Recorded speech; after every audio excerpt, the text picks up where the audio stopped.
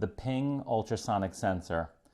It's an oldie but a goodie. It's actually one of my favorite sensors. I don't really know why it's my favorite. I think it's just the fact that it works really well. It's kind of fun how it works. And to be quite honest with you, this has been around for a very long time. So let's take a look at how it works, how it's wired up, and how we might trigger something based on the distance that this ultrasonic sensor can measure.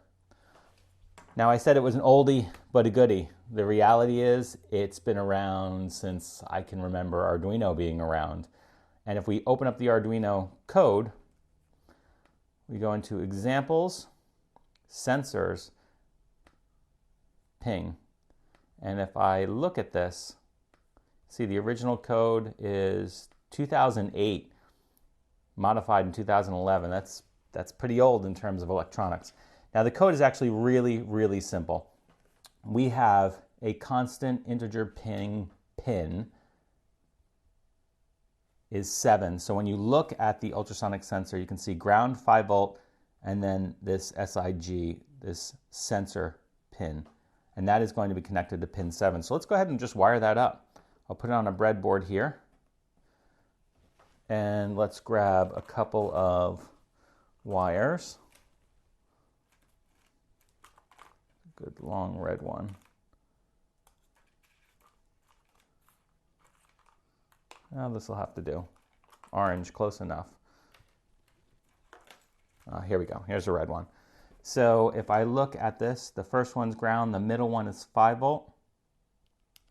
Let's get that 5 volt wired up. That first pin, and I'm wiring it from the back. Here we go. Goes to ground. And that last one all the way on the left, or when you're looking at it this way, all the way on the right, goes to digital pin 7. And that's all there is to wiring it up. Let's go ahead and plug the Arduino in. Take a look at the tools. There we go, board and ports, okay. Let's upload it.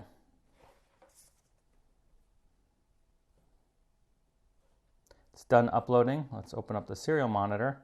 And it's telling me 17 inches, 44 centimeters. And if I go ahead and take my hand right here, you can see 6 inches, 3 inches, 2, 1. And that's all there really is to using an ultrasonic sensor for measuring distance. They're highly reliable, very easy to use, and a lot of fun.